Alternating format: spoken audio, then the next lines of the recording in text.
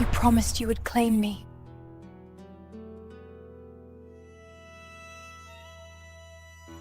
I am a coward. Of all the humiliations I have endured in this life, this was the one that hurt the most. Tell me, brother. If I withdraw the claim right now, would you claim her? Or is your pride just bruised? I could not allow that to happen. She had never been able to shift. The prince rejected her in front of everyone. What she did not expect was that the Alpha King, his brother, would take his place and claim her. The sound of swords echoed through the training fields before the sun had even touched the castle towers. Maya twisted her body, dodging the strike that sliced the air where her neck had been a second earlier, and countered with a precision that drew a surprised grunt from her opponent. The guard stepped back 2 paces, adjusting his stance, his eyes narrowing with something between reluctant respect and irritation. "You fight like you have something to prove," he said, raising his sword again. Maya did not answer. She simply advanced. The metal sang when their blades met, and she used the force of the impact to spin, striking the guard's back with the hilt of her sword. He dropped to his knees in the damp earth, defeated for the 3rd time that morning. "She always has something to prove." A female voice cut through the silence that followed. "That is what happens when you are born broken." Maya did not need to turn to know who had spoken. She recognized that tone, sweet on the surface, poisonous underneath, the same way she recognized the scars on her own hands. Lady Stella, daughter of one of the king's advisors, watched from the stone bleachers, surrounded by other noble girls who giggled softly, like hyenas waiting for scraps of a wounded prey. "How many years has it been, Maya?" Stella continued, descending the steps with the practiced grace of someone trained to wound without leaving visible marks. 22? 23? And your wolf is still asleep. Maybe it died inside you. Maybe you are just this. The defeated guard got up and hurried away, as everyone did whenever the palace wolves decided to toy with their favorite target. Maya felt heat rise up her neck, but kept her expression steady. She had learned over the years that any reaction only fed the flames. Any tear was a trophy. Any tremor in her voice was victory for them. "My wolf," Maya said, lowering her sword with deliberate calm, "does not define my blade, as you just witnessed." Stella's smile faltered for a moment, only a moment, before settling back in place. "A blade will not warm your bed at night, dear, and it certainly will not make Prince Cedric look at you as anything more than entertainment." The words struck exactly where they were meant to. Maya felt the hit somewhere deep, in that place she guarded with walls built higher each year. But she did not let it show. "Excuse me," she said, sliding her sword back into its sheath. "Some of us earn our place here with effort, not with a last name." She walked away before she could see the fury on Stella's face, before she could hear anything else. The castle corridors were cool at that hour, still empty of the movement that would fill the place once the sun climbed higher. Maya walked in silence, her footsteps echoing against the ancient stone, trying not to think about Stella's words. Entertainment. Was that what she was to Cedric, after all these years? She remembered the first day she saw him, when she was only 12 years old, and he, the same age, crossed the training fields as if the entire world existed just to admire him. His golden hair glinting under the sun, his easy smile, the posture of someone who already knew he would be adored. Maya had been on the ground that day, knocked down by a strike she failed to anticipate, her mouth full of dirt and her eyes burning with tears she refused to shed. Cedric had stopped, looked at her, and offered his hand. "You fell in a very impressive way," he had said, with that smile that made people forget how to breathe. "Want to try again?" And she tried. She tried every day for the next 10 years.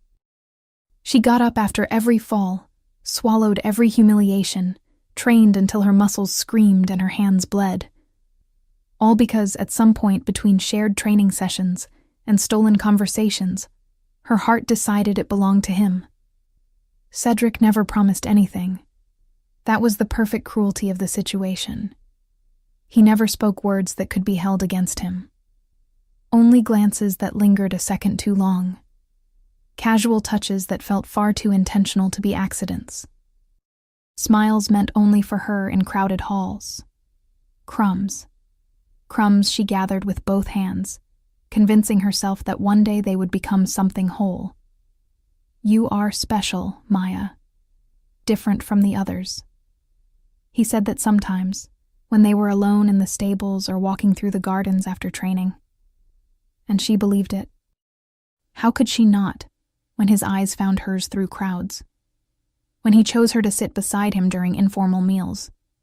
When he whispered jokes in her ear during boring ceremonies, making her bite her lip to hide a laugh? But Cedric also disappeared. He would vanish for days with other women, return with stories Maya pretended not to hear, and then come back to her as if nothing had happened. As if she were a safe harbor he could always return to, no matter how many storms he chose to face with others. Maya stopped before one of the corridor windows, looking down at the training fields. From there, she could see the soldiers beginning their morning routines, small figures moving in familiar patterns. And then her eyes caught something else. A solitary figure on the highest terrace of the eastern tower. Still, watching. King Kalen. Maya felt something strange run down her spine. Not fear, not exactly, but an acute awareness of being seen. She knew, even from that distance, even without being able to distinguish his features, that his eyes were fixed on her. It was not the first time. Over the years, Maya had noticed Cedric's older brother in unexpected moments. In the training fields, when she thought no one was paying attention. In the corridors, when she carried reports to the commanders. In the gardens, when she helped the old healer gather herbs. Kalen was always there, watching, never approaching. He was everything Cedric was not. Where the prince was light and warmth and easy laughter, the king was shadow and silence, and a gravity that made people straighten their posture instinctively. 7 years older than his brother, Kalen had taken the throne far too young, after their father's early death, and carried the weight of the crown with a seriousness that bordered on absolute. Maya looked away from the tower, her heart beating a little faster than it should. Why is he always watching everything? She pushed the thought aside. She had no time for riddles, not when her own life was already complicated enough. The great hall was decorated with crimson and gold banners when Maya entered that night, feeling out of place in her simple dress among the silks and brocades of the nobility. The celebration honored the return of the warriors from the northern border, a victory that had guaranteed months of peace, and the entire castle seemed to pulse with music, laughter, and the scent of spiced wine. She should have been in the back, with the other servants and lower-ranking soldiers. But Cedric had insisted. "Stay where I can see you," he had said earlier, with that smile that still made her stomach twist. "It's going to be a special night." Maya had no idea what that meant, but hope, that stubborn creature that refused to die, had awakened in her chest. She found a discreet corner near one of the columns, from where she could observe the hall without drawing much attention. The nobles danced in the center, a whirl of colors and elegant movements. The elders spoke in groups, their deep voices blending with the musicians' melody. And on the elevated throne at the back of the hall, Kalen watched everything with the same unreadable expression as always. Maya caught herself staring at him before realizing what she was doing. The king wore black that night, always black, as if he refused any color that might soften his presence. His dark hair was tied at the nape, revealing the strong line of his jaw and eyes that seemed to absorb light rather than reflect it. He did not dance. He did not smile. He simply existed there, a gravitational force everyone felt while pretending to ignore. As if sensing the weight of her gaze, Kalen turned his head. His eyes met Maya's across the crowded hall. She felt the air leave her lungs. There was something in that look, an intensity that did not match the distance between them, a question she did not know how to answer. For an insane moment, Maya had the feeling that the king could see through all her defenses, all her masks, straight into the place where she kept her deepest wounds. Then Cedric appeared beside her, breaking the spell. "There you are." He held 2 glasses of wine, his grin wide, and his eyes shining with something she could not immediately identify. "I was looking for you." Maya accepted the glass he offered, trying to calm the racing of her heart. "You said it would be a special night," she murmured. "What did you mean by that?" Cedric took a long sip of wine before answering. There was a flush on his cheeks that revealed this was not his first glass, perhaps not even his third. "The crescent moon ritual," he said, his voice slightly louder than necessary. "It's in 2 weeks." Maya felt her stomach drop. The ritual was the ceremony in which wolves claimed their mates, an ancient tradition, heavy with meaning, that determined alliances and sealed destinies. She had watched several over the years, always from the shadows. Always knowing her place in that sacred circle was impossible. How could she be claimed if she did not even have a wolf? "I know," she said, keeping her voice neutral. "What does that have to do with me?" Cedric stepped closer, so close she could feel his warmth, the scent of wine on his breath. "Everything," he whispered. "It has everything to do with you."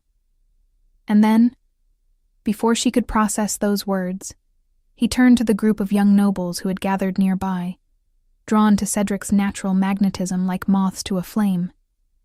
"Did you all hear that?" Cedric's voice cut through the surrounding conversations, loud enough for a dozen people to hear. "At the next crescent moon ritual, I'm going to claim Maya." The silence that followed was absolute. Maya felt the blood drain from her face. Around her, stares multiplied, surprised, curious, some openly hostile. The whispers began almost immediately, spreading through the hall like fire through dry straw. The prince is going to claim her, but she does not have. She must have bewitched him.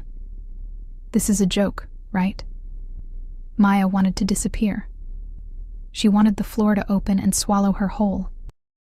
But also, and she hated herself for it, she felt hope burst inside her chest like a sunrise. He chose me. After all these years, he finally chose me. Cedric turned to her, his triumphant smile clearly satisfied with the reaction he had provoked. "Surprise," he said softly. Maya opened her mouth to respond, to question, to say anything that wasn't just standing there like a fool, when her eyes, acting on their own, sought the throne at the back of the hall. Kalen was no longer watching the crowd. He was looking directly at her, and the expression on his face, something like contained concern, sent a chill racing down Maya's spine.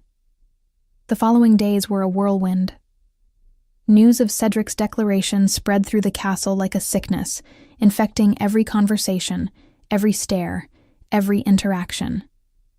Maya could not cross a single corridor without hearing her name whispered, without feeling judgmental eyes on her back, without catching the poorly hidden, spiteful smirks. Training became harder. The other soldiers, who once ignored her with an almost respectful indifference, now seemed determined to prove she was not worthy of standing among them, much less of becoming a prince's chosen mate. "Cheap shot!" the commander roared when Maya hit the ground for the 3rd time that morning, knocked down by an obviously illegal move. "Reset!" The guard who had taken her down, a big man with a scar cutting across his face, did not apologize. He only smiled, baring his teeth. "The future lady of the prince needs to learn to defend herself better," he said, loud enough for everyone to hear. "Or does she plan on using other talents?" Laughter. Always laughter. Maya got up, ignoring the pain in the shoulder she had landed on. She raised her sword and attacked. This time, she did not follow the rules either. The guard collapsed with a shout of surprise when she struck the side of his knee, dropping him, and pressed her blade to his throat before he could react. My talents, she said, breathless but steady, are right here. Would you like me to demonstrate any others? The silence on the training grounds was absolute. Maya stepped back, sheathed her sword, and walked off without looking behind her.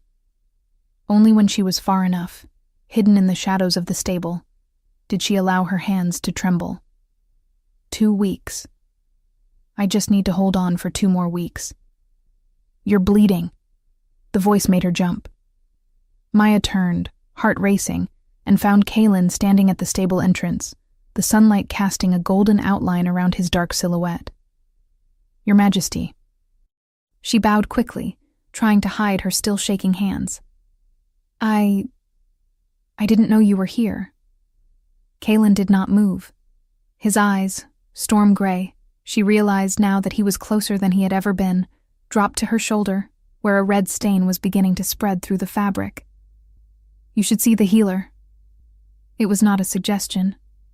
It was an order wrapped in the calmest voice in the world. It's just a scratch, Maya said, hating how small her voice sounded. It happens during training. It should not happen like that. Kalen stepped into the stable, and she resisted the instinct to step back.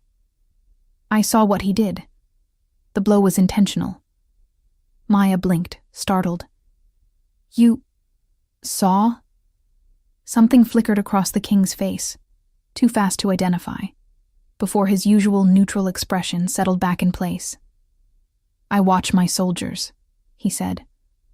All of them. But you don't watch all of them the way you watch me, Maya thought, and immediately despised herself for it. What did she know about what the king did or did not do? Thank you for your concern, Your Majesty, she said, forcing her voice to steady. I'll see the healer. She moved to walk past him, but Kalen did not step aside. For one agonizing moment they stood there, she trying not to breathe, he looking at her with an intensity that made her blood run faster. Maya.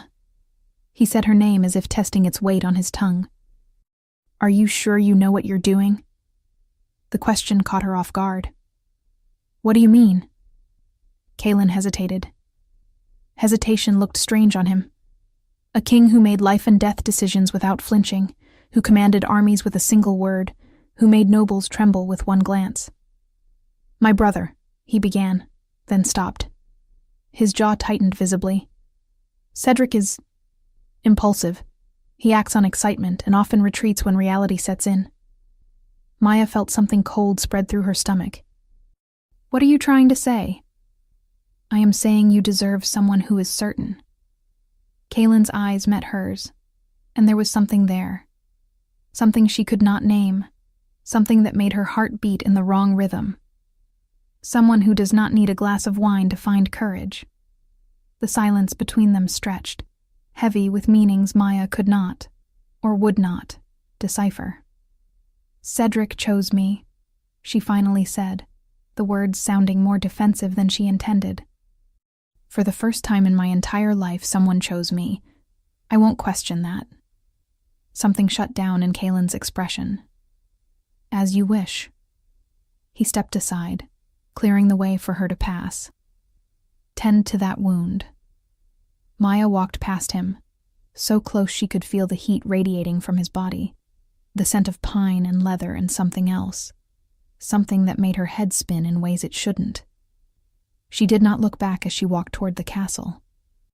If she had, she would have seen Kalen still standing at the stable entrance, his fists clenched, his eyes following her every step, as if he were battling something far greater than himself.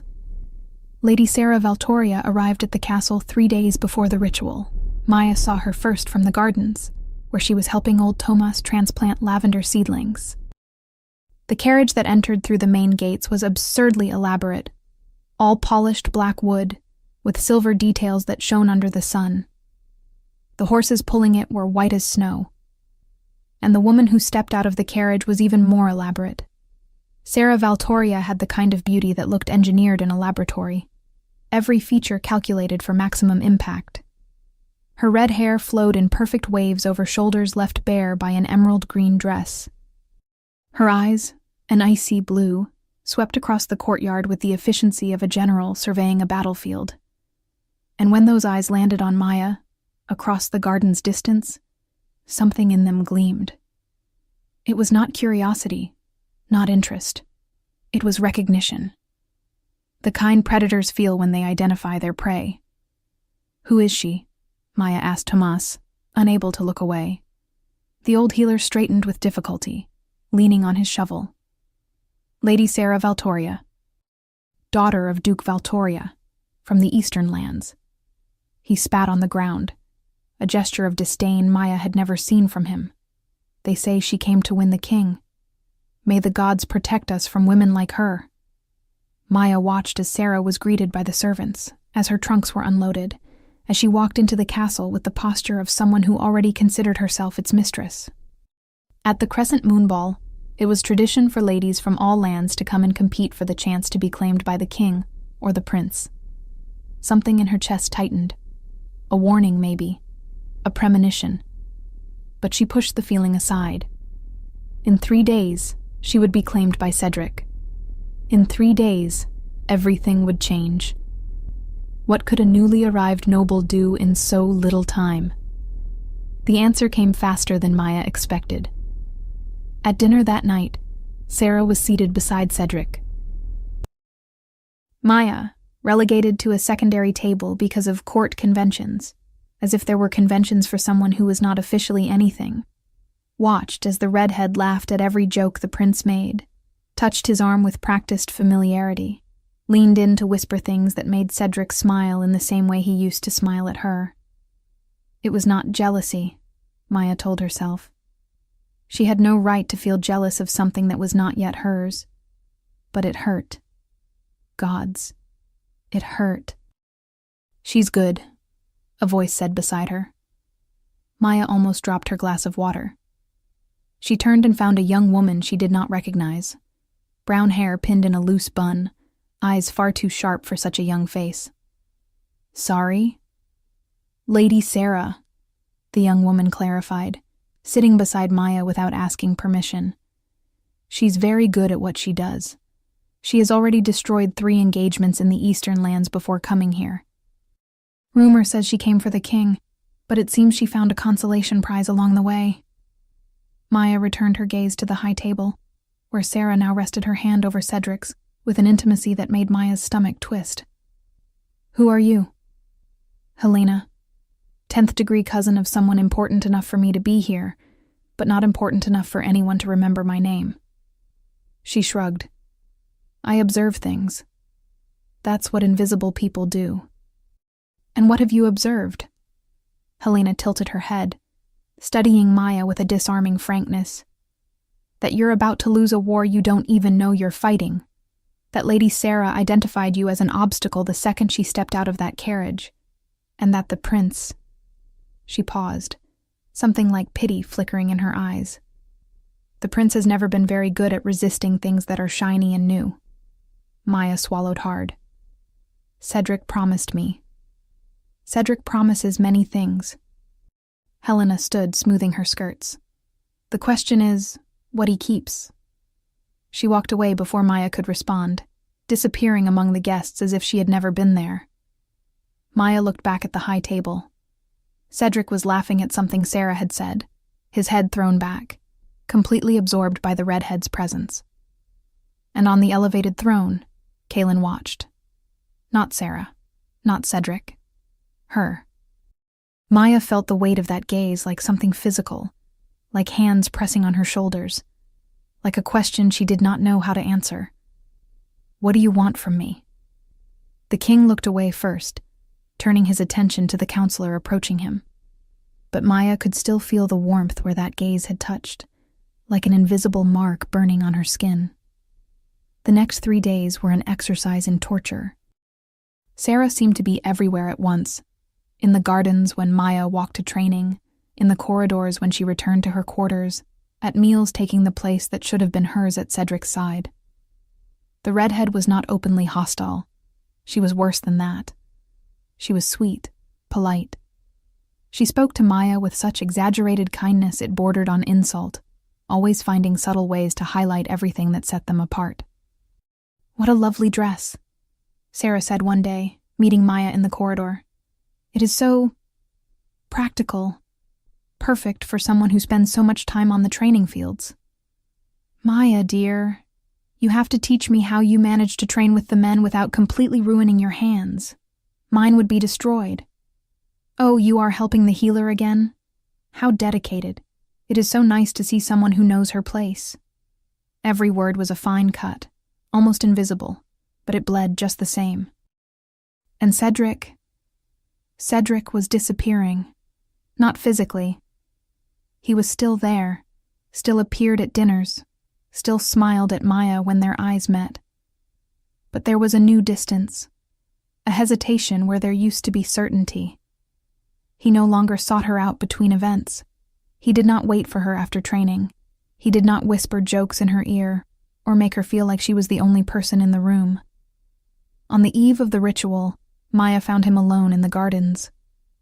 "Cedric." He turned, and for a moment, only a moment, she saw something like guilt flash in his eyes. "Maya." He smiled, but the smile did not reach his eyes. "What are you doing out here so late?" "Looking for you." She stepped closer, trying to ignore the alarm screaming in her chest. "I wanted to talk about tomorrow." Cedric glanced away, running a hand through his hair. "Tomorrow." "The ritual," she clarified, unnecessarily. Do you still want to claim me?" The silence that followed was the most honest answer Cedric had given in weeks. "Maya." He sighed, still not looking at her. "Things have gotten complicated." "Complicated how?" "The council is pressuring. My brother is questioning." "You promised." Maya's voice came out steadier than she felt. "In front of everyone. You promised me." "I know." Cedric took a step toward her, his hands raised in a calming gesture. "And I will keep my word. I just need time to sort some things out." "Time? Trust me, Maya." He took her hands in his, and for a second she allowed herself to believe. "I would never let you down. You know that." But she was no longer sure she did. Maya nodded. She let him kiss her forehead, let him leave her there in the garden with a heavy heart and a mind in turmoil. The night of the ritual arrived with a moon so bright it almost looked like day. The great hall had been transformed. Torches burned in stands of ancient iron, casting dancing shadows across the stone walls. The sacred circle was drawn at the center of the marble floor, the ancestral runes glowing with a light of their own that Maya could not explain. The audience, nobles, elders, counselors, formed a ring around it, all in their finest clothes, all waiting. Maya felt like an offering about to be sacrificed. Her dress was simple, white and deep blue, with few adornments, the best she owned. She had braided her dark hair and let it fall down her back, her hands hidden in the folds of the fabric to conceal the trembling she could not control. "You are pale." Helena appeared at her side, materializing as she always did. "Breathe." "I am breathing." "No, you are hyperventilating." Helena gripped her arm with surprising firmness. "Look at me. Whatever happens today, you survive. Understood? You have survived worse." Maya wanted to ask how Helena knew what she had survived, but the sound of a gong cut through any conversation. The ritual was beginning. The young wolves were called to the center, one by one, to make their claims. Maya watched as couples formed, some expected, others surprising, each union sealed with a touch of hands and a formal declaration. The applause was polite, the smiles calculated, the entire ceremony a political choreography disguised as tradition. And then, Cedric's name was called. The prince walked to the center of the circle with his usual elegant posture, but Maya could see, because she had known him for too long, the tension in his shoulders, the way his gaze avoided hers. The elder in charge of the ceremony raised his hands. "Prince Cedric, second heir to the throne of Thornwald, have you come to make your claim?" Maya stepped forward. It was what was expected. What everyone expected. She felt the eyes turn toward her, some curious, others openly disdainful. She heard the whispers begin again. Is she really going through with this? The wolfless one? But she kept walking, because she had come too far to turn back now. Cedric saw her approaching, and lowered his head. This year, his voice came out thin, almost inaudible. This year I claim no one. The silence that followed was deafening.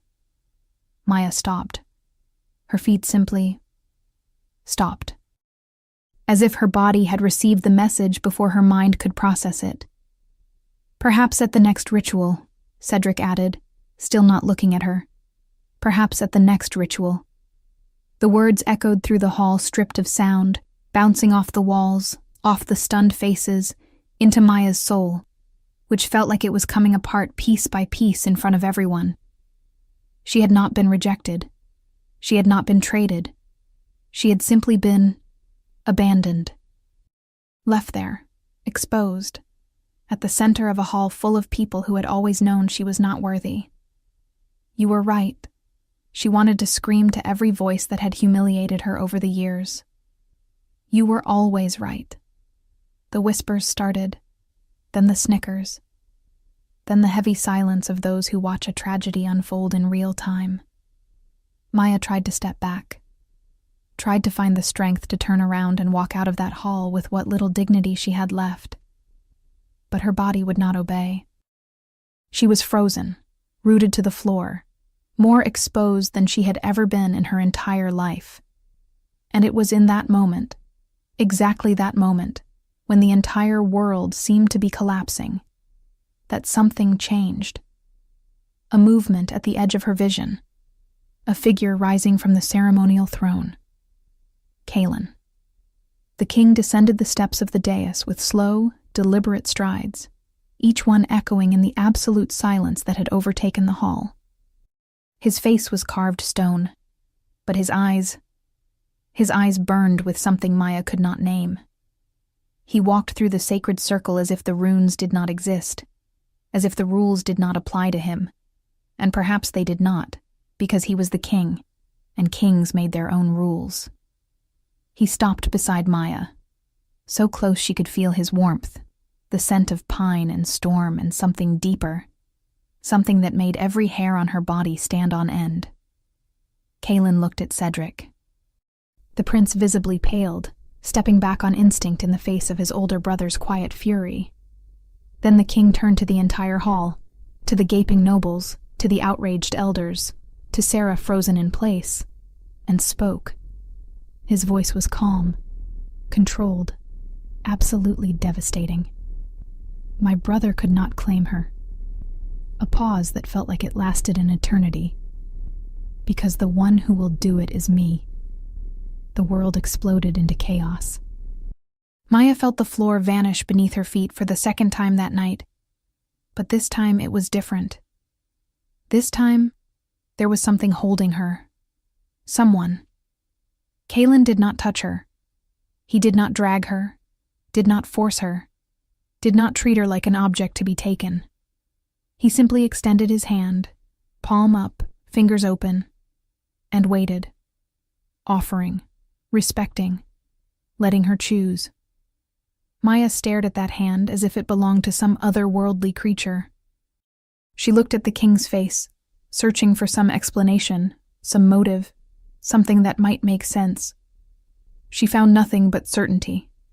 She did not know why she did what she did. Maybe it was desperation, maybe instinct, maybe something deeper, something that had been waiting for this moment for years without her knowing. Her hand found his, and when her skin touched Kaelin's, something inside Maya, something that had been silent, stirred. A warm spark shot through her chest, climbed her throat, made her heart skip a beat. And then it faded, leaving only weak knees and a trail of sensation she could not explain. Maya's eyes widened, her breath caught in her throat. Kaelin watched her with an intensity that seemed intent on unraveling her completely. And somewhere in the shadows of the hall, Sarah Valtoria watched her carefully spun web of schemes crumble before her eyes. The wolfless girl had just been claimed by the king. The silence that followed Kaylin's declaration lasted only 3 heartbeats. After that, chaos. Voices erupted from every corner of the hall, whispers turning into exclamations, into outright protests. The elders rose from their seats, ceremonial robes billowing as they gestured in outrage. The nobles exchanged glances heavy with political calculations, already redrawing alliances in their minds. And at the center of it all, Maya remained motionless, her hand still held by Kaylin's, unable to process what had just happened. "This is an affront to tradition." Elder Morrow's voice cut through the commotion, his wrinkled face twisted in fury. "The king cannot simply... The king can." Kaylin's reply was calm, but carried the weight of 1,000 years of authority. And the king just did. He had not released Maya's hand. She noticed that with strange clarity, as if her mind were clinging to small details so it would not have to face the enormity of what was happening. His hand was warm, steady, surprisingly calloused, the hands of a warrior. "Your Majesty." Counselor Vance approached, his voice controlled, but his eyes shining with something that looked like genuine alarm. "Perhaps we should discuss this privately. There are implications that must be considered. The implications will be addressed tomorrow." Kaylin finally released Maya's hand, but only so he could position himself beside her in a way that made it clear anyone wishing to reach her would have to go through him first. Tonight, the ritual is over. But the other claims are made. The king's tone allowed no argument. "The couples formed have my blessing. The rest will have new opportunities. This ceremony is finished." He turned to Maya, and for a second his expression softened. So briefly she almost thought she had imagined it. "Come," he said, quietly enough that only she could hear. "You do not need to remain here." Maya wanted to protest, wanted to ask what was happening, why he had done that. But the words refused to come, trapped somewhere between her throat and the knot of emotions twisting inside her chest. So she simply nodded, and let the king guide her out of the hall, past shocked faces and hostile stares. The castle corridors felt different at night. Longer, darker, filled with shadows that moved at the edges of Maya's vision as she followed Kaylin through passages she had never walked before. He moved in silence, his posture rigid, never looking back to check if she followed. Maya wondered whether he regretted it, whether, now that the adrenaline had faded, he was calculating the political cost of what he had done, whether she was just a piece in some game she could not see. "Why did you do this?" The question burned on her tongue, but she did not dare speak it. Not yet. They climbed a spiral staircase that seemed endless, past guards who bowed in silent reverence, walked through an antechamber lined with ancient tapestries depicting battles and conquests. Then Kaylin stopped before a set of double doors made of dark oak, adorned with the royal crest. "These are the chambers reserved for the king's mate," he said, his voice neutral. "You will stay here." "I don't..." She swallowed hard, forcing the words out. "I do not understand what is happening." Kaylin did not answer immediately. Instead, he pushed the doors open, revealing a set of rooms that stole Maya's breath. The space was vast, a sitting area with velvet armchairs and a crackling fireplace, a study lined with shelves of books, and through a half-open door, she could glimpse a huge bed covered in white linens. Tall windows overlooked the castle gardens, and moonlight streamed through them in beams that made everything look unreal, like a dream she might wake from at any moment. "Come in," Kaylin said. It was not an order. There was something almost hesitant in his voice that did not match the image of the unshakable king. "You are safe here."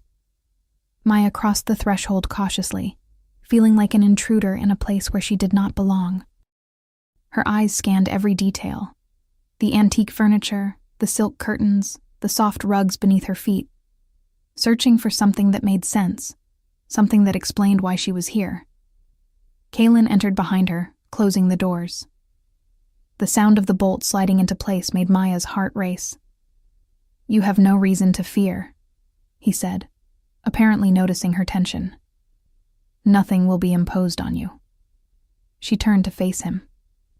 In the glow of the fireplace, Kaylin looked different. Less the distant king and more human. The shadows softened the hardness of his features, and there was something in his eyes, a weariness, perhaps, or a vulnerability he usually kept hidden, that made Maya want to step closer instead of away. "Why?" The question finally escaped, carrying all the confusion and pain of the night. Kaylin walked to the fireplace, bracing one hand on the stone mantel as he looked into the flames. "Because you did not deserve to endure another humiliation. That is not an answer. It is the truth." He turned to face her, and there was an intensity in his gaze that made the air feel heavier. "I watched you grow on the training fields. Watched every fall, every humiliation, every time you stood again when anyone else would have given up. I saw the strength you carry, Maya, a strength you yourself fail to recognize. But before that, I watched your parents. I saw your father and mother fight beside mine at the borders, saw their loyalty, their courage. When they died in service, it was my father who promised you would never be left unprotected. He brought you to this castle, and when he was gone, that promise became mine." Maya felt something tighten in her chest. For an instant, everything made sense in a way that was almost cruel. So that's why he feels responsible. You were watching me. It was not a question. It was an understanding that had been forming for years, in all those moments when she had felt the weight of an unseen gaze on her shoulders. Yes. Kaylin did not look away, did not try to soften or explain. "I watched you." "Why?" This time, Kaylin hesitated. His expression shifted, not into coldness, but into something harder to hide. "In the beginning," he said at last, "I watched because it was my duty, because I owed your parents, and my own." He drew in a slow breath, as if preparing to cross an invisible line. But over time, it was no longer about responsibility. Maya's heart quickened. "There was something about you I could not ignore," Kaylin continued, his voice lower now. "Something that made me pay attention even when 1,000 other things demanded it. I tried to convince myself it was just admiration, respect for your determination. But tonight, when I saw you standing there, exposed like that..." He stopped, his jaw tightening sharply. "I suspected Cedric would not have the courage to claim you. I suspected you would be humiliated again, and I could not allow that." Maya held her breath. "My instinct would not allow me to leave you alone in that shame," he finished, every word slow and heavy. "And for the first time in a very long while, I did not want to fight it." Maya did not know what to say. A mix of relief, shock, and something she did not yet dare to name washed through her entire body. "And now?" she asked, her voice barely above a whisper. "What happens now?" Kaylin studied her for a long moment. "Now you rest.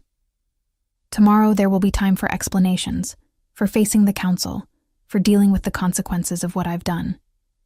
He walked toward the door leading to another section of the chambers, his own rooms, Maya realized with a jolt. "You will sleep here." Maya felt her cheeks warm. You do not expect me to..." "No." His answer came quickly, almost abruptly. "I expect nothing from you, Maya. If there is ever a future between us, it will be by your choice, not by duty or tradition." He opened the door and disappeared down the quiet corridor, leaving the room far too big, far too empty. And Maya, small before all that was changing too fast. She stood in the middle of the chamber, her heart pounding as if trying to escape.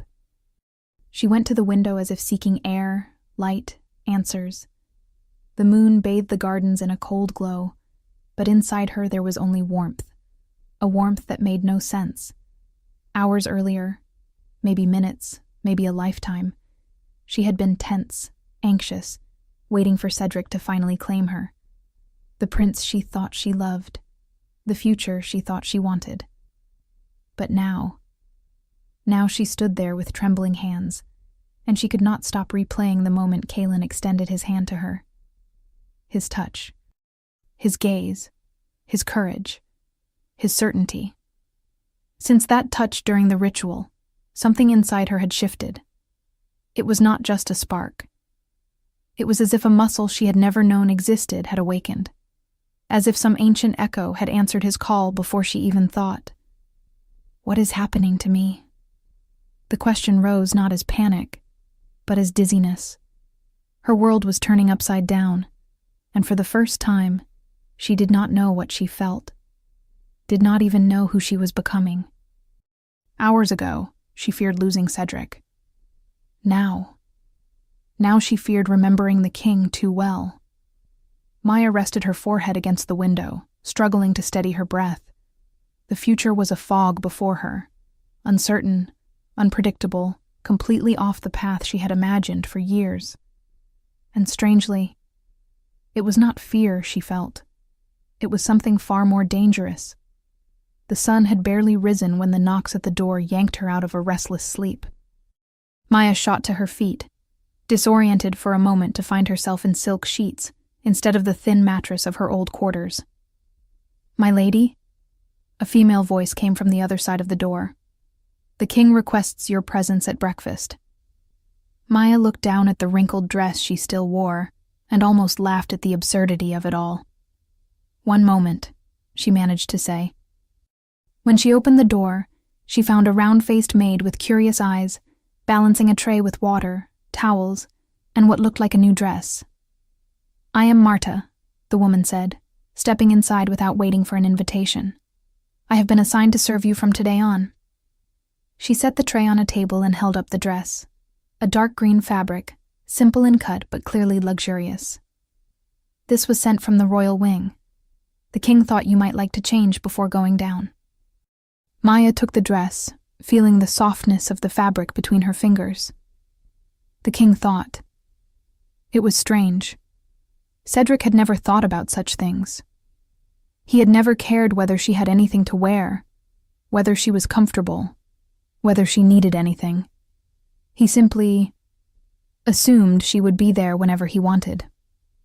"The council is already assembled," Marta went on, helping Maya remove the dress from the night before. "They say the discussion started before dawn. The elders are furious." "Can you tell me what they are saying?" Marta hesitated, her fingers pausing on the ties of the new dress. "I do not know if I should." "Please." Maya turned to face her. "I would rather know what awaits me." The maid bit her lip, clearly torn between caution and some budding sympathy. "They say the king has gone mad," she said at last, lowering her voice as if the walls could hear. "That choosing a woman without a wolf is an insult to the royal lineage. Some counselors are demanding that the claim be annulled. Others say that is impossible once it has been made before the sacred circle." Maya felt her stomach drop. "And Prince Cedric?" Something flickered across Marta's face. Pity, perhaps, or discomfort. "The prince withdrew to his chambers after the ritual. They say he has not left since." "Serves him right," part of Maya wanted to say. But another part, the part that had loved Cedric for years, that still carried the marks of that love like invisible scars, felt a stab of something that refused to become anger. The hall where the royal breakfast was served lay in the eastern wing of the castle. When Maya entered, with Marta at her side, she immediately felt the weight of every gaze turned toward her. The table was long, occupied by faces she recognized from the night before. Counselors, elders, a few high-ranking nobles.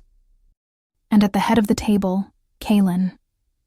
The king rose when she walked in. The gesture was small, almost subtle, but Maya saw the surprise flash across the faces around the table. Kings did not stand for anyone. Maya. He indicated the chair at his right, the place of honor, traditionally reserved for the consort. Sit. She walked to the chair on legs that did not seem to belong to her, acutely aware of every gaze tracking her, every whisper dying on lips as she passed. When she sat, she could see the faces more clearly. Counselor Vance with his calculating expression, Elder Morrow still red with indignation, and Sarah Valtoria.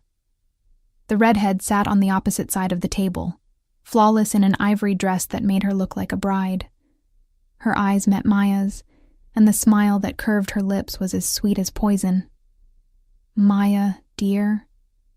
Sarah's voice sliced through the tense silence. What a charming dress. Green looks so good on you. It suits your origins. Maya opened her mouth to respond, but Kaelin was faster. Lady Sarah. The king's voice was ice. As I understand it, you came to this castle as a guest. Guests uphold certain courtesies, especially toward those who hold places of honor at the royal table. Sarah's smile faltered. Your Majesty, I was only nothing. Kaelin did not raise his voice, but something in his tone made even the oldest counselors straighten in their seats. Maya is mine. I chose her. Any disrespect toward her is a direct insult to the king. I trust that is clear. The silence that followed was so thick Maya could have cut it with a knife. Sarah lowered her eyes to her plate, her cheeks flushed red. Maya felt a flicker of satisfaction that she immediately tried to suppress. This was not the time for small revenges. Your Majesty. Counselor Vance cleared his throat, seizing the pause to reclaim control of the conversation. We must address the implications of last night. The council has concerns. Concerns. Kaelin repeated the word as if dissecting it. And what would those be? Miss Maya has never manifested her wolf. Vance spoke with the care of someone walking on broken glass. Tradition is clear. The royal consort must be able to bear strong heirs, without a wolf. Tradition is also clear about claims made within the sacred circle, Kaelin cut in. Once declared, they are irrevocable. Or is the council suggesting that I break ancestral oaths? Vance paled. No, Your Majesty, we merely... Then the matter is settled. Kaelin took a sip from his goblet with a calm that contrasted sharply with the tension in the room. Maya will have every protection and privilege this position grants. Anyone who questions that is questioning my authority as king. Maya watched the exchange, barely able to believe what she was witnessing. Kaelin, the distant king, the quiet ruler she had spent years admiring from afar, was defending her before the entire council, publicly, without hesitation. It was more than Cedric had ever done. The comparison rose in her mind before she could stop it, dragging with it a wave of conflicting emotions. Where Cedric made promises in whispers and backed down under pressure, Kaelin spoke openly and faced any opposition head-on. You deserve someone who is certain. His words in the stable, days ago, echoed in her mind with a new meaning. Excuse me. A familiar voice cut through her thoughts. Everyone turned to the entrance of the hall, where Cedric stood. Maya felt the air leave her lungs. The prince looked wrecked. His golden hair was tousled, dark circles hollowed his handsome face, and there was a pallor to his skin that spoke of a sleepless night. But it was his gaze, when it found hers, that struck her like a physical blow. There was pain there, regret, and something else, something that looked dangerously like desperation. Cedric. Kaelin's voice was controlled, but Maya could feel the tension radiating from him like heat from a fire. We did not expect to see you this morning. I need to speak with you. Cedric did not look away from Maya as he spoke. In private. Whatever you have to say can be said here. It cannot. The prince finally turned to his brother, and there was a challenge in his stance Maya had never seen before. Unless you want the entire court to hear what I think about what happened last night. The silence was absolute. Kaelin rose slowly, the movement loaded with a controlled tension that made the muscles in his shoulders look carved from stone. Very well. He turned to Maya, and for a second his expression softened. Finish your breakfast. Marta will stay with you. Then he walked toward Cedric, passing his brother without so much as a glance, expecting the prince to follow him out of the hall. Maya watched the two of them disappear through the doors, her heart beating in an uneven rhythm. Well? Sarah broke the silence, the poisonous smile back on her lips. This promises to be interesting. Maya did not answer. She only tightened her grip around her goblet until her fingers hurt, and tried not to think about what was happening beyond those walls. The inner gardens were the only place in the castle where Kaelin allowed himself to feel anything beyond the weight of the crown. The rose bushes his mother had planted decades earlier still bloomed there, a reminder of simpler times, back when he had been just a boy who dreamed of becoming a knight instead of a king. But today, even the roses seemed unable to soothe the storm inside his chest. You've gone insane. Cedric's voice cut through the silence the moment the garden doors closed behind them.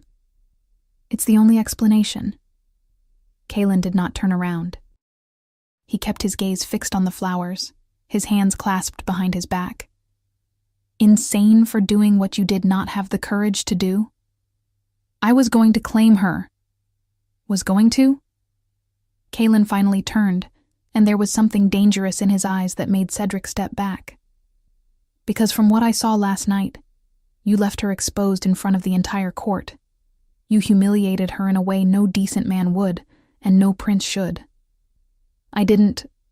Things got complicated. Cedric ran a hand through his hair in a frustrated gesture Kaelin knew far too well. Sarah showed up. The council started pressuring me, and I needed time to...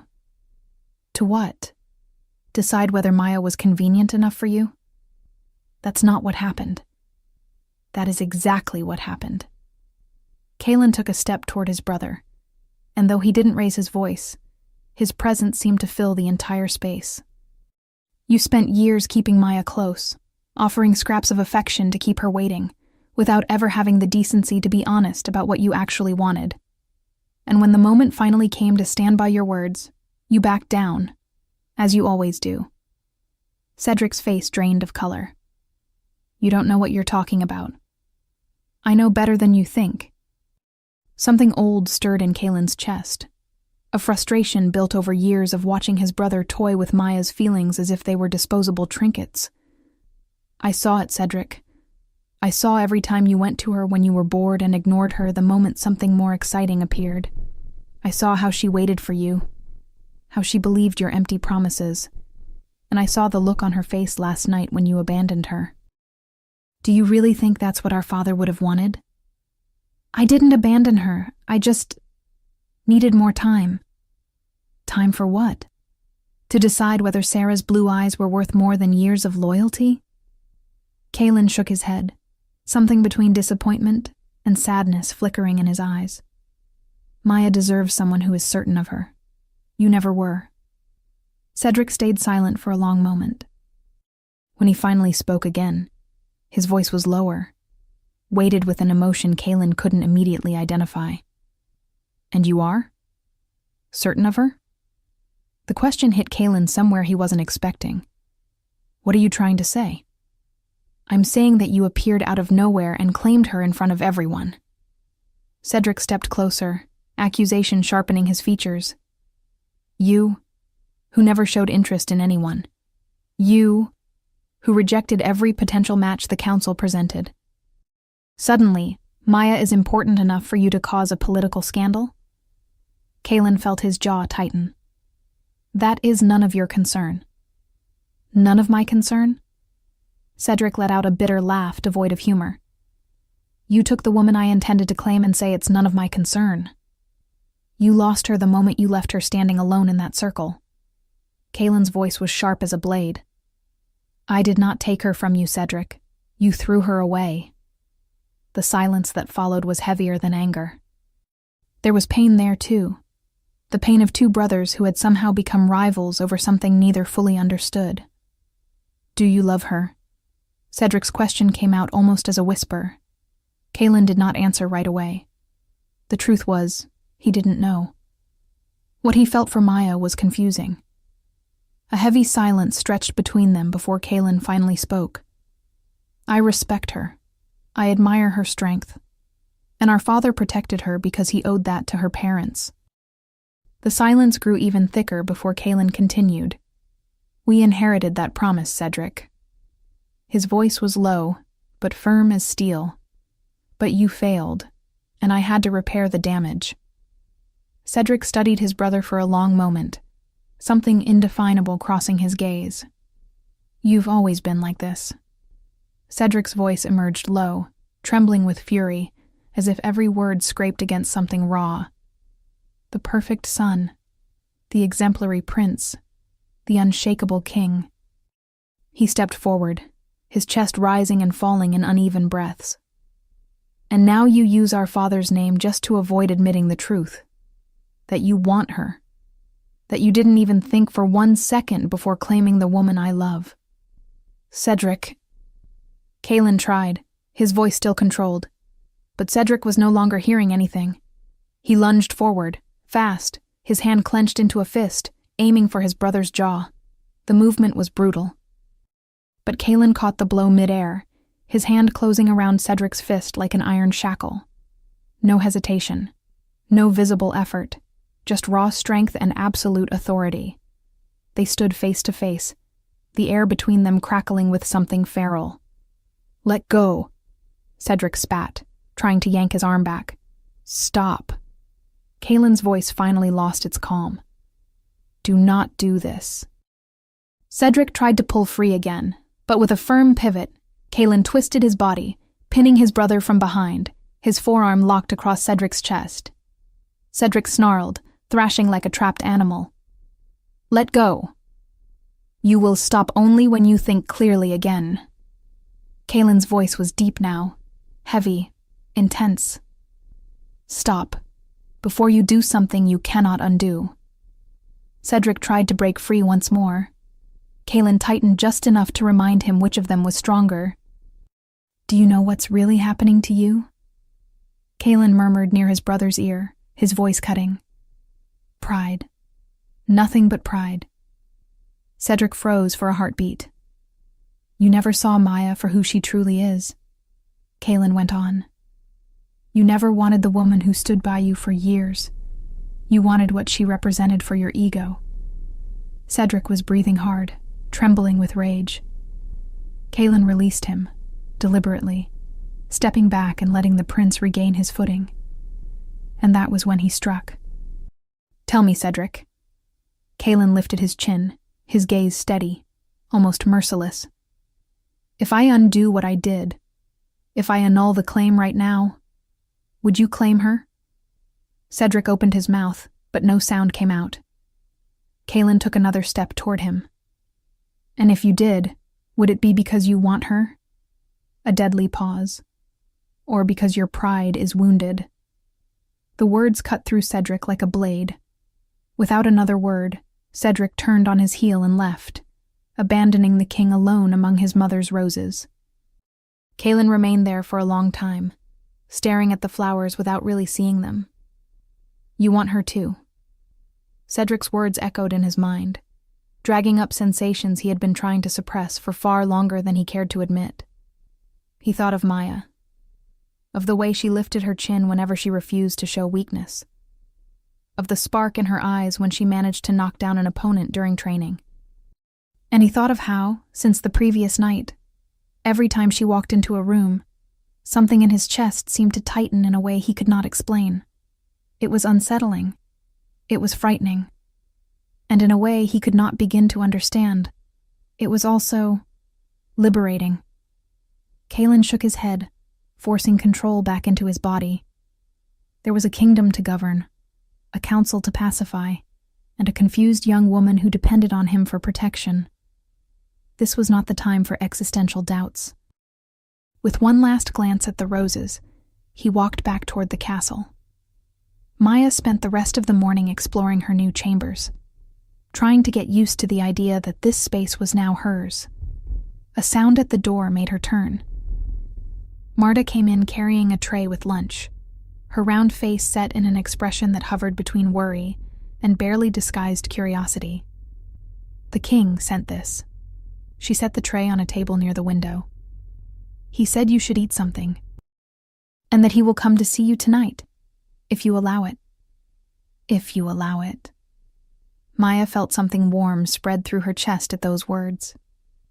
Even now, even after everything, Kaylin still asked for permission.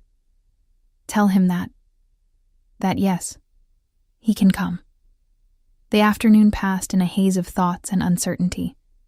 Maya tried to read, but the words would not stick. She tried to rest, but sleep would not come.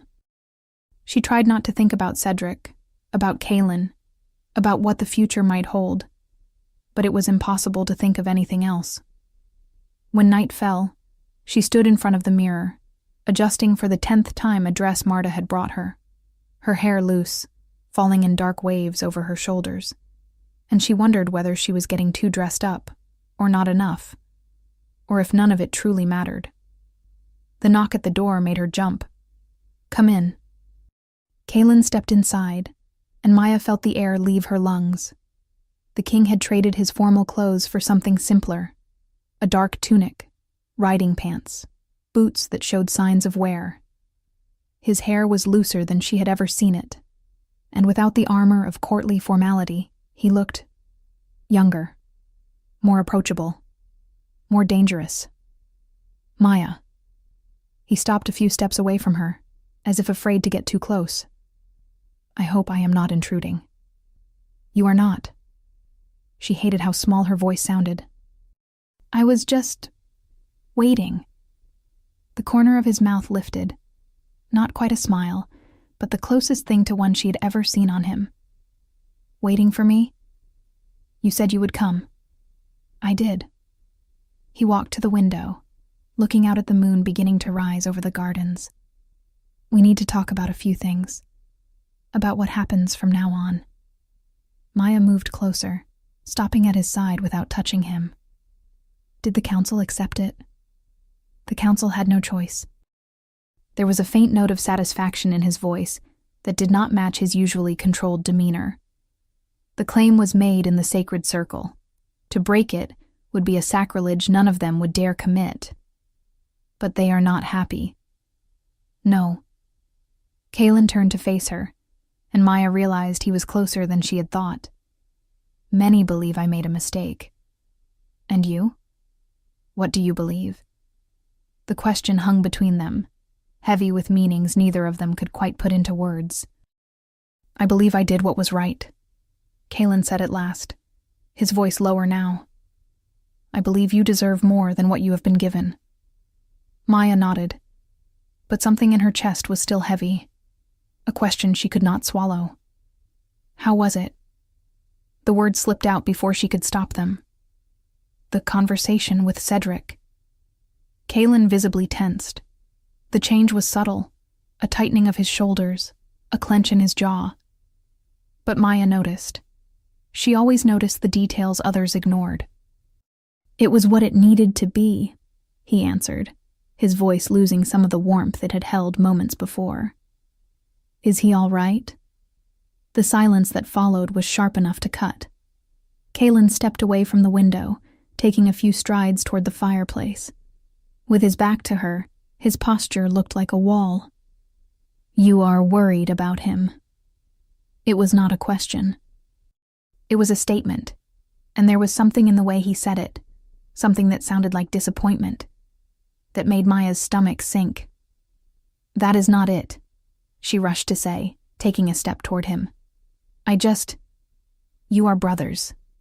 I do not want to be the reason for a war between you.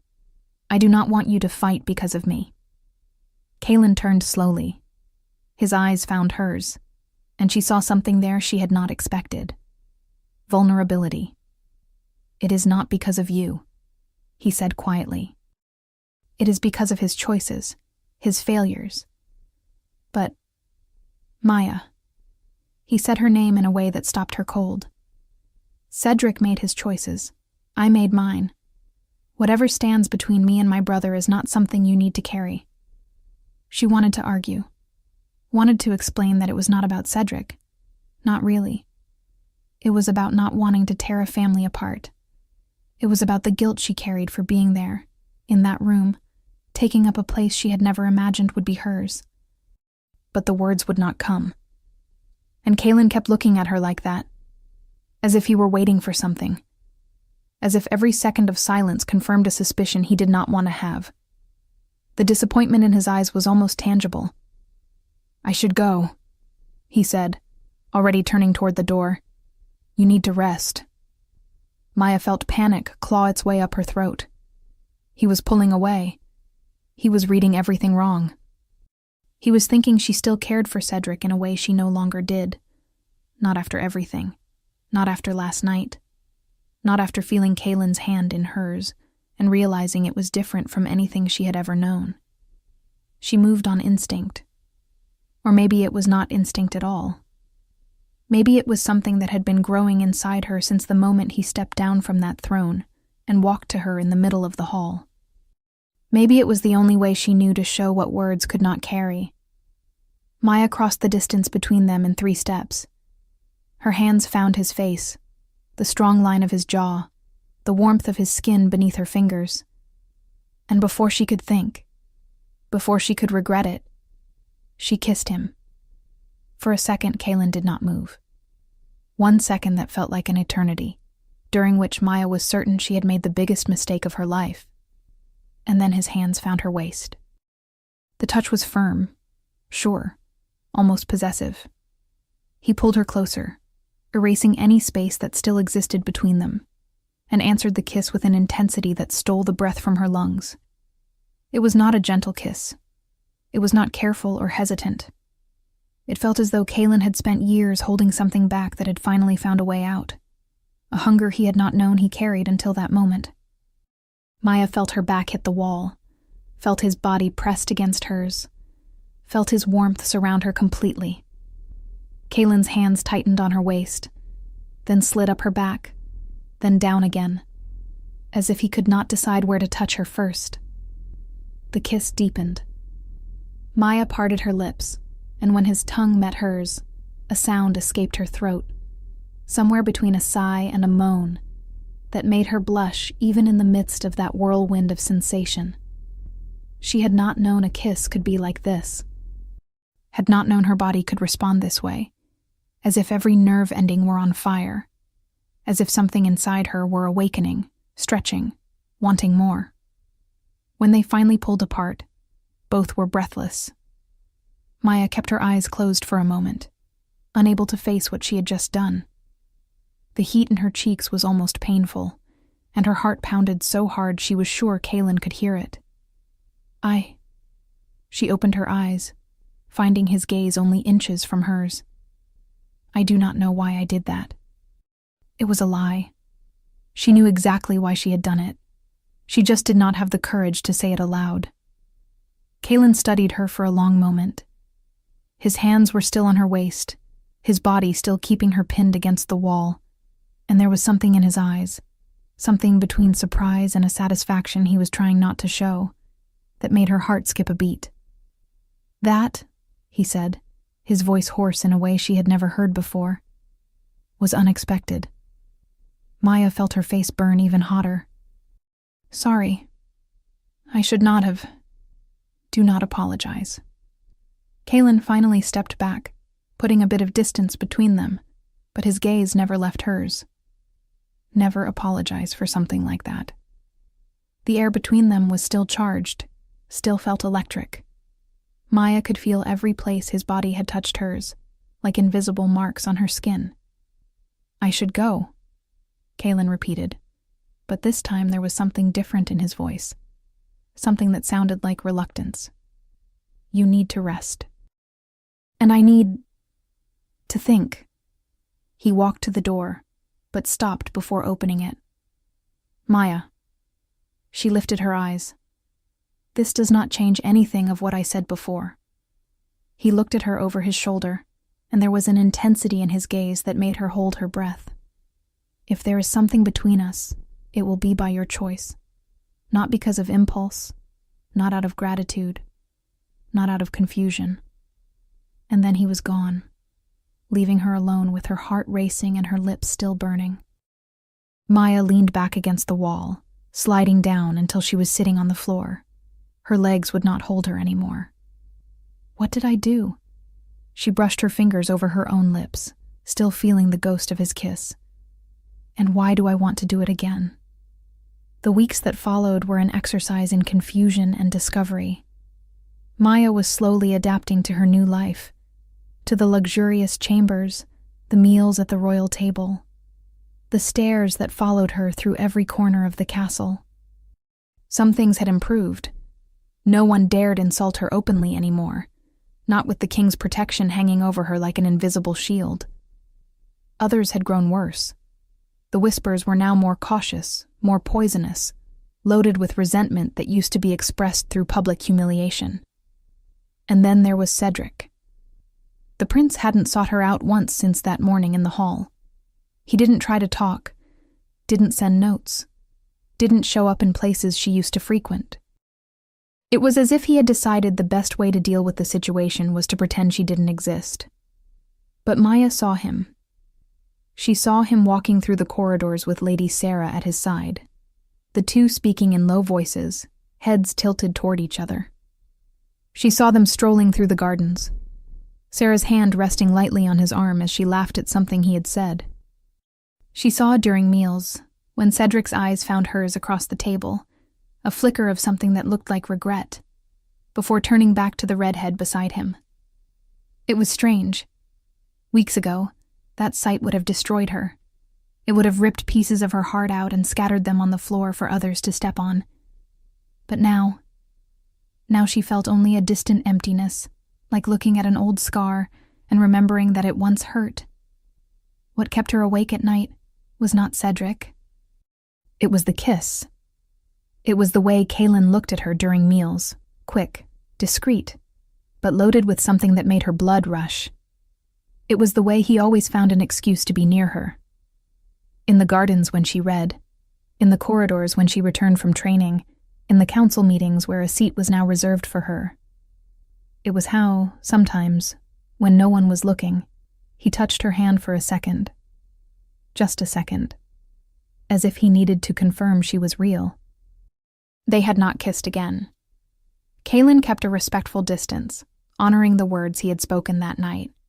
But Maya could feel the tension between them growing, like a rope stretched to its limit. Every shared glance, every accidental touch, every quiet moment added more pressure to something that would inevitably snap. And there was something else. Something Maya couldn't explain. In recent days, her body had begun to change. Not physically, at least not in a visible way. But there were new sensations, strange and unsettling. Her senses felt sharper.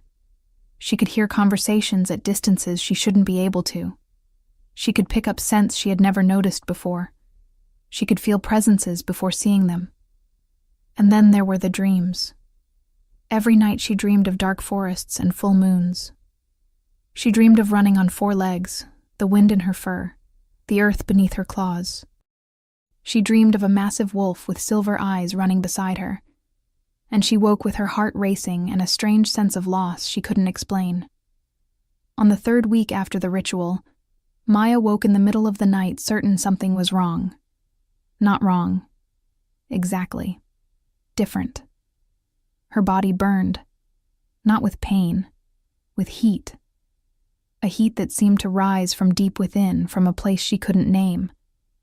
Her skin felt sensitive, every brush of the sheets amplified 1,000 times. And there was something else. A presence inside her, ancient and powerful, stirring, awakening, pushing to the surface. Maya sat up, heart hammering. What is happening to me? She stood on shaky legs and walked to the window. The moon was almost full, spilling its silver light across the castle gardens. And when Maya looked at it, truly looked, she felt something inside her respond, like a call, a recognition, as if the moon were speaking directly to a part of her that had always been asleep. The door opened behind her. Maya turned and found Kalen standing in the doorway. He wore sleep clothes, his hair tousled, his expression a mixture of worry and something far more intense. His eyes, glowing faintly in the darkness, swept over her, as if searching for wounds only he could sense. "I felt you wake." His voice was rough. "My wolf." He knew, before I was fully conscious. Maya couldn't speak. The heat inside her was rising, and now that Kalen was there, now that she could feel his presence, his scent, the energy radiating from him, everything was sharper, stronger, overwhelming. "What is happening to me?" she whispered, broken. Kalen approached slowly, each step deliberate, as if walking toward something precious and fragile. "Your wolf," he said, stopping a few steps from her. "She's waking up. Finally." Maya's knees buckled, and Kalen caught her before she hit the floor, his arms wrapping around her with a strength that was both protective and possessive. I don't understand," she managed, gripping his shoulders like they were the only solid thing left. "Why now? After so many years?" Kalen guided her back to the bed, helping her sit.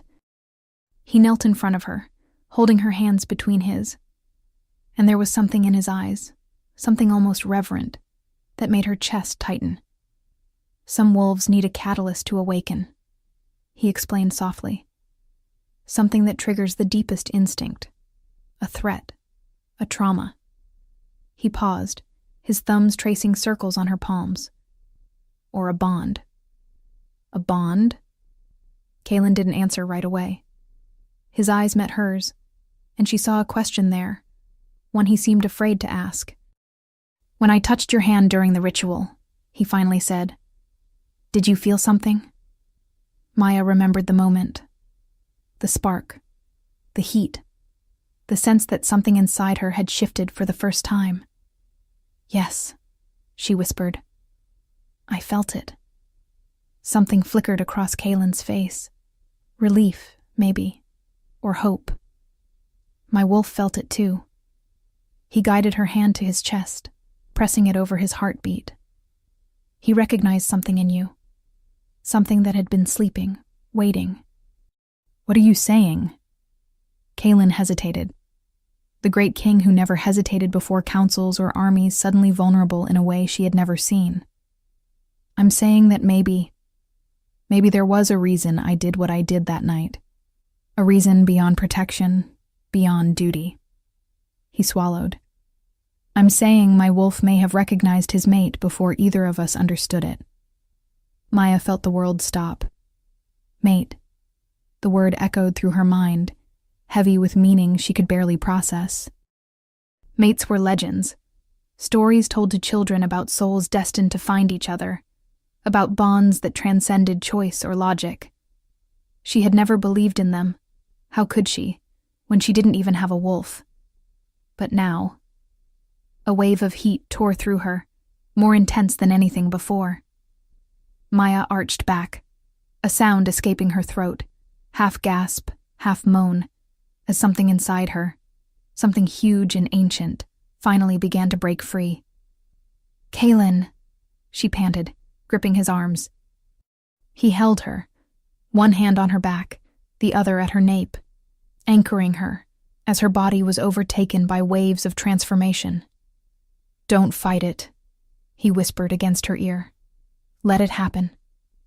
Maya closed her eyes and surrendered. Pain came first, a pain that felt like her bones, muscles, and cells were being reshaped from the inside out. She screamed, or maybe she howled. She couldn't tell the difference. The world dissolved into heat, pressure, expansion. And then, as suddenly as it began, it ended. Maya opened her eyes. Everything was different. Colors sharper, sounds clearer, scents layered and intense. She could hear Kaylin's heartbeat, fast, too fast, and she could smell him in a way she never had before.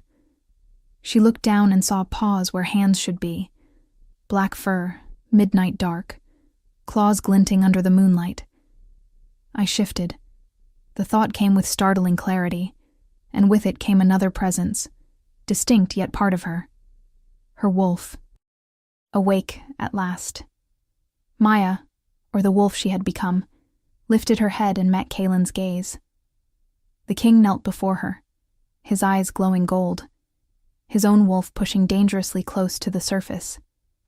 "You're beautiful," he whispered. "More than I ever imagined." Maya's wolf stepped forward and touched her nose to his cheek, an instinctive, intimate gesture that made Kaylin close his eyes with a shaky breath. And then she smelled it. The scent hit her with the force of lightning, familiar and impossibly right, like coming home after a lifetime away.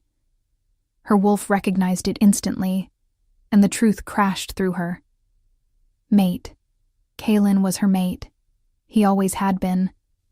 She just couldn't know until her wolf awakened. The shift back was almost as quick as the first. In seconds, Maya was human again, naked and trembling on the floor, tears streaming down her face.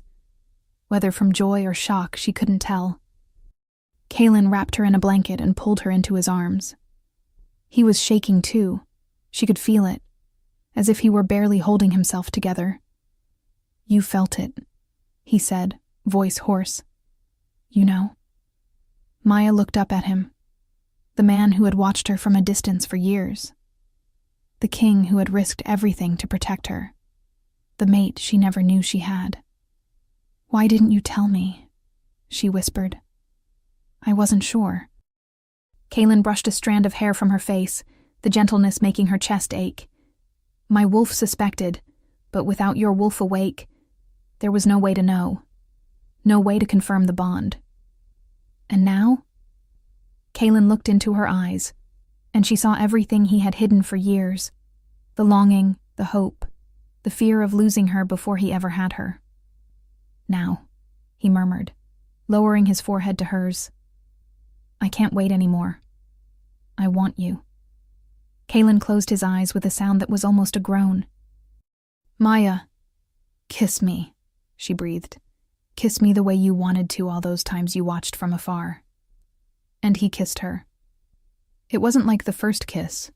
That one had been impulse, surprise, an unplanned explosion. This one was different, intentional, deliberate. A wordless declaration. Kaylin kissed her as if she were the most precious thing in the world. His hands framed her face, reverent, making her eyes burn.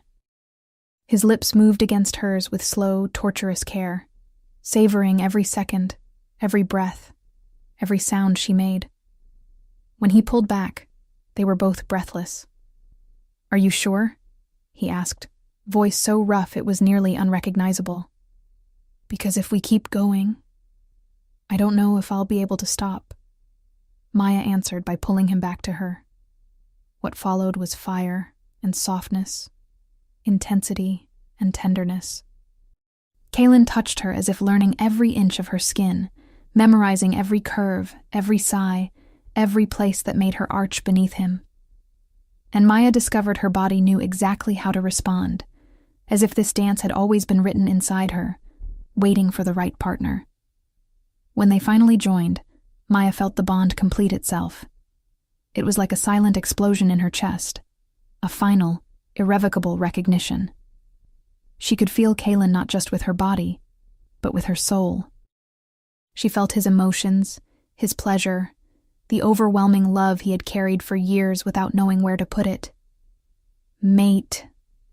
The word echoed between them, unspoken, but undeniable. And when Maya finally let herself fall into pleasure's abyss, she took Kaylin with her, the two of them losing themselves in each other, the way they had always been destined to. Maya woke with the first rays of sunlight slipping through the window. For a moment, she was disoriented. Where was she? Why did her body ache in that strange but not unpleasant way? Why was there a warm weight resting around her waist? Then the memory returned. The awakening, the shift, the bond. Kaelin. She turned slowly and found the king asleep beside her. In the morning light, he looked younger, softer. The lines of worry that usually marked his face had vanished, and there was a faint ghost of a smile on his lips that made Maya's heart tighten. My mate. The thought still felt surreal. She, Maya, the woman without a wolf, the one everyone despised, was the king's destined mate. As if he felt the weight of her gaze, Kaelin opened his eyes. For a second he seemed just as disoriented as she had been. Then his eyes found hers, and a smile, a real smile, rare and precious, lit his face. "Good morning," he said, his voice rough with sleep. "Good morning." He lifted his hand and traced the line of her jaw with his fingers. "I thought it had been a dream," he murmured. "The best dream I've ever had." Maya felt heat bloom across her face. "It wasn't a dream." "No." His eyes darkened with something she now recognized. Desire, yes, but also something deeper. "It wasn't." He pulled her closer, pressing soft kisses to her forehead, her eyelids, the tip of her nose. Gentle kisses, almost reverent, that made Maya want to laugh and cry at the same time. "The council is going to lose their minds," she said, reality beginning to seep into the perfect cocoon of that morning. "The council can go to hell." Maya laughed, a surprise sound that escaped before she could contain it. "That's not very king-like of you." "I don't care." Kaelin propped himself up on an elbow, looking at her with an intensity that stole the air from her lungs. "I spent years doing what was expected. Years being the perfect king, the unshakable leader, the man with no weaknesses. But you—" He paused, as if searching for the right words. "You are my weakness, Maya. And for the first time in my life, I don't want to be strong." Maya felt tears burn behind her eyes. "Kaelin, I love you." The words came out like a confession, like a surrender. "I think I always have. Since the first time I saw you fall on the training grounds and stand back up as if nothing had happened. Since the first time I heard you answer an insult with your chin held high. Since always." A tear slipped free, running along Maya's temple until it disappeared into her hair. "I do too," she whispered. "I think I love you too. I just didn't know it yet." Kaelin smiled, that rare smile that transformed his entire face, and kissed her again. The news spread through the castle before the sun even reached its highest point. Her wolf had awakened. Maya heard the whispers as she walked through the corridors beside Kaelin, his hand firmly intertwined with hers.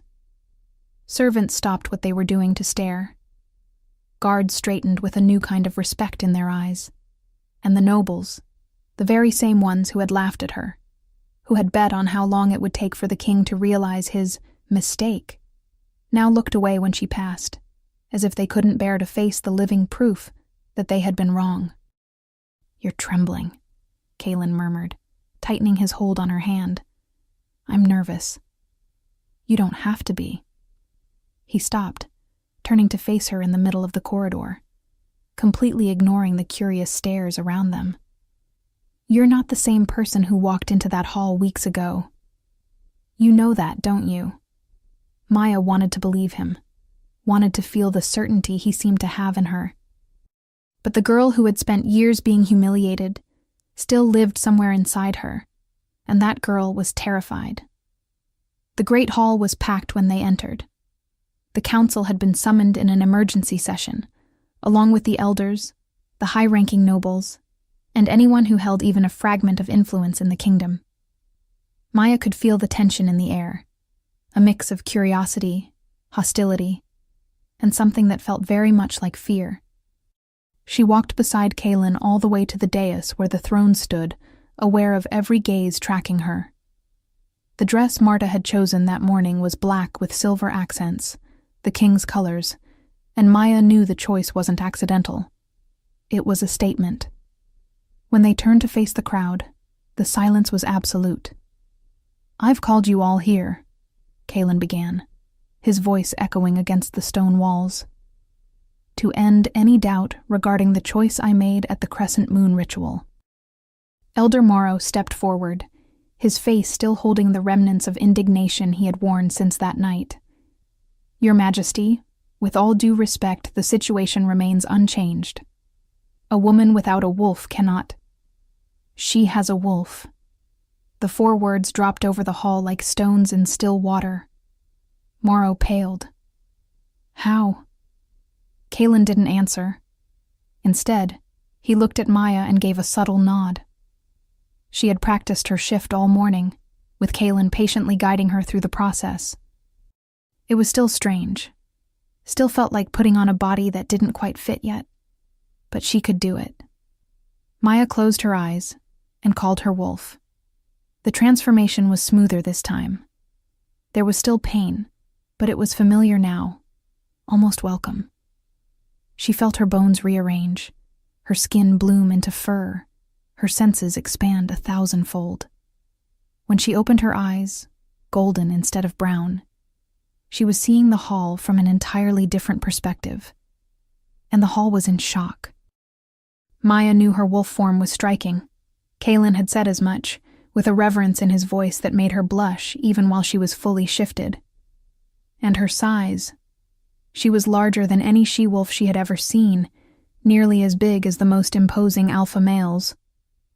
But it wasn't her size that made the entire hall hold its breath. The old sage who had arrived at the castle weeks earlier, the one who had asked for an audience with Kaelin and said, "Your choice may have been wiser than you realize," stepped forward with wide eyes. "Ancient blood," he whispered, but in the silence of the hall, everyone heard it. "By the gods, she carries ancient blood." The murmur that followed rolled through the hall like a wave. Ancient blood. Ancestral lineage. Maya didn't fully understand what it meant, but she could see on the elders' faces that it was something monumental, something that changed everything. Elder Morrow looked as if he had swallowed his own tongue.